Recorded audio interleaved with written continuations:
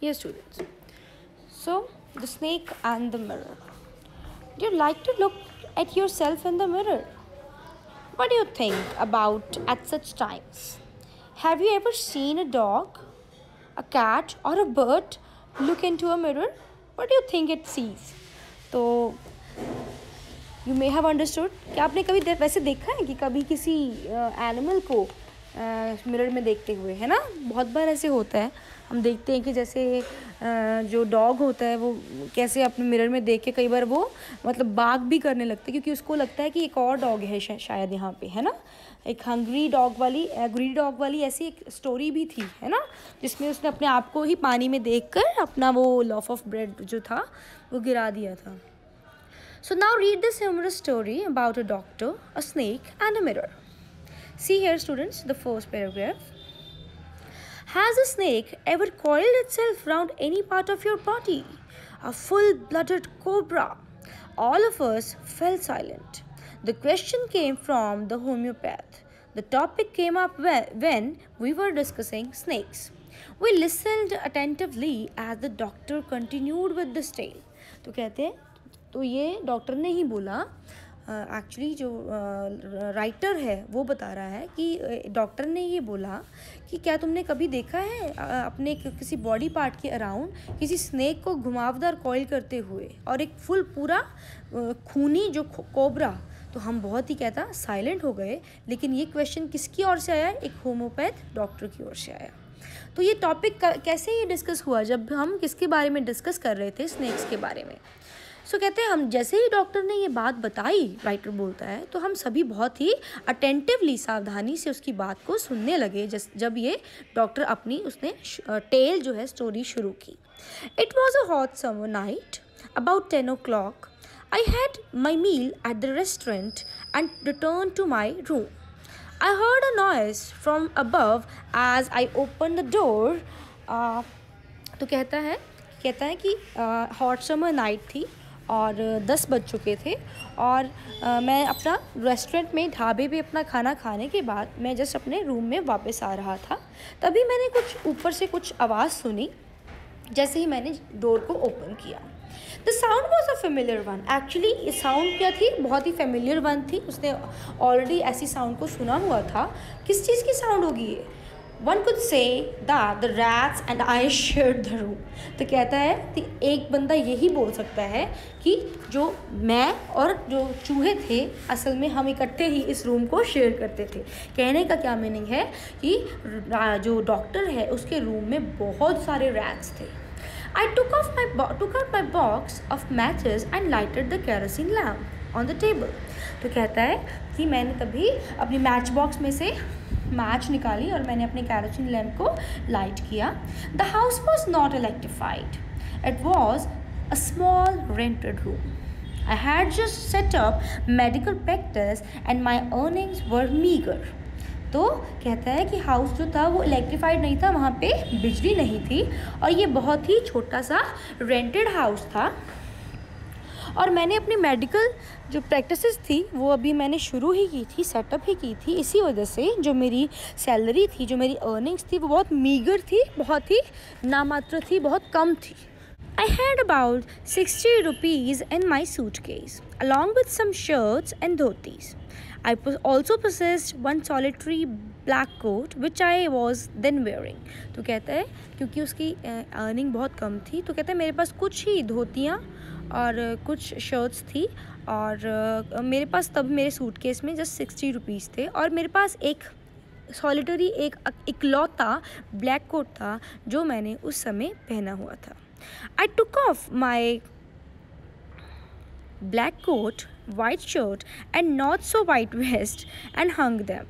I opened the two windows in the room, and it was an outer room with one wall facing the open yard. तो क्या बता रहा है? कहता है कि तभी मैंने अपना कोट उतार दिया और अपनी शर्ट भी उतारी और जो नॉट सो वाइट यानी कि अपनी मैली सी वेस्ट बनियान भी उतार दी और उनको टांग दिया, हंग कर दिया, टांग दिया। तभी मैंने अपनी दोनों रूम की दोनों विंडोज़ खोली।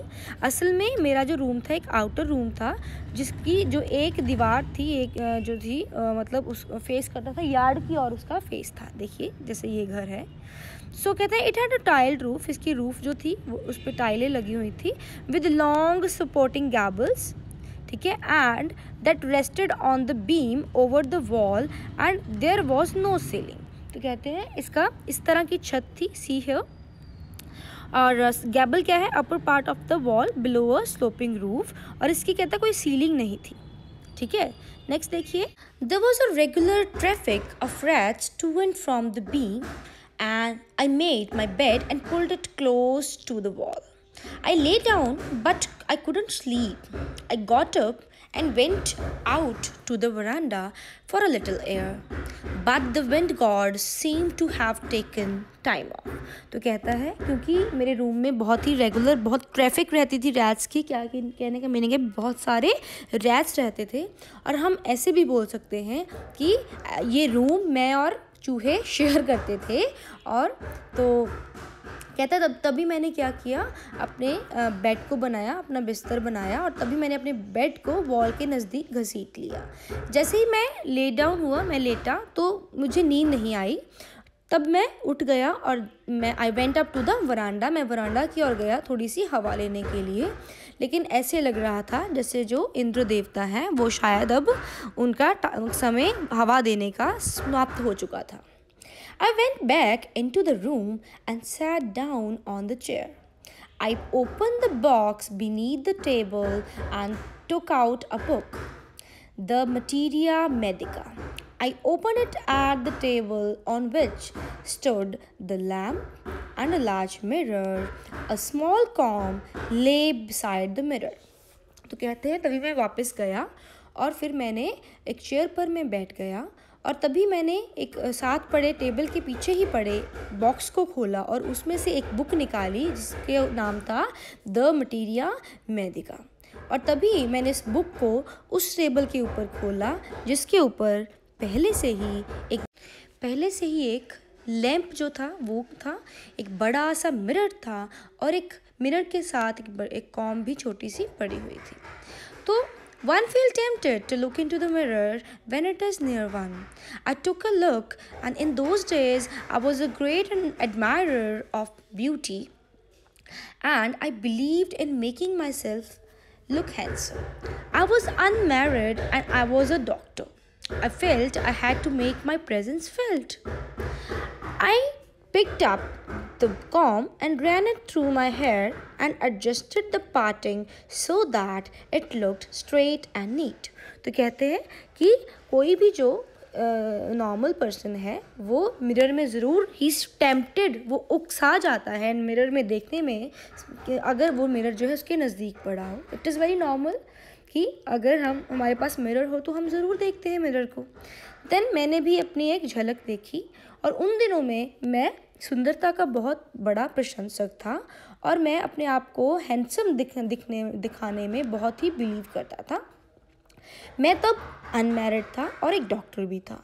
तभी मैंने सोचा कि मैं अपनी जो उपस्थिति है प्रेजेंस को जतलाऊं। तभी मैंने कॉम को पकड़ा और मैंने अपने बालों को कॉम किया, ठीक है, एंड देन मैंने अपने बालों को इस तरह से पार्टिंग की उसकी कि वो बिल्कुल नीट दिखे, स्ट्रेट दिखे, नीट दिखे। Then again I heard the sound from above, और इस तभी फिर से मुझे कुछ आवाज़ सुनी ऊपर से।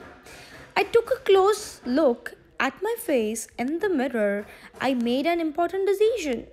I would shave daily and grow a thin mustache to look more handsome. And I was after all a bachelor and a doctor. तो कहता है जैसे ही मैंने अपने आप को नज़दीक से देखा मिरर में, तो मैंने एक बहुत ही इम्पोर्टेंट डिसीजन लिया कि मैं डेली शेव किया करूँगा और मैं पतली सी मूछें रखूँगा, ठीक है, मुस्टैच मूछें रखूँगा ताकि मैं और हैंडसम दिख सकूँ, क्योंकि मैं बैचलर हूँ, कुंवारा हूँ और मैं ऊपर से डॉक्टर भी हूँ। देखो वो बहुत ही अपने आप को प्राउड फील कर रहा है। I looked into the mirror and smiled. It was an attractive smile. I made another earth shaking decision that I would always keep that attractive smile on my face to look more handsome. I was, after all, a bachelor and a doctor too, on top of it. तो कहता है मैंने फिर से mirror में देखा और मैंने स्माइल किया. देन मेरी स्माइल बहुत अट्रैक्टिव थी.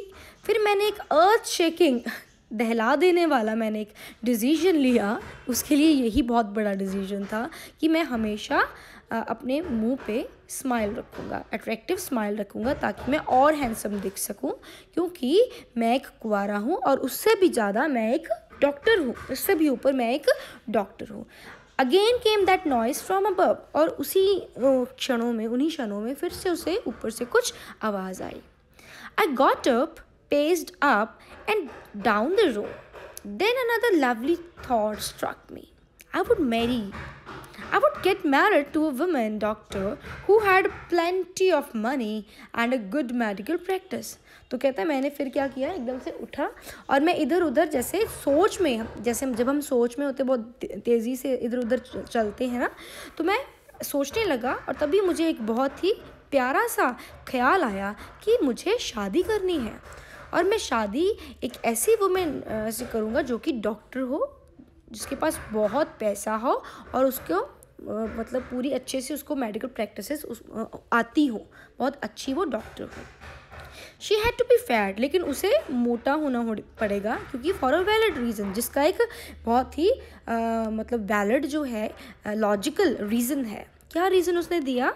If I made some silly mistake then I needed to run away, she should not be able to run after me and catch me. तो कहता है कि अगर, क्यों बोल रहा था कि उसकी जो वाइफ मोटी हो, कि अगर मैं मान लो जो है, अगर मैं कोई भी मिस्टेक कर लूँ तो मेरी जो वाइफ है वो इतनी फैट होनी चाहिए कि वो मेरे पीछे भाग ना सके और मुझे कैच ना कर सके. So up to this we teach students do the following question answers also, then we will do the next. Okay, thanks, have a nice day. Read this chapter up to paragraph number 6.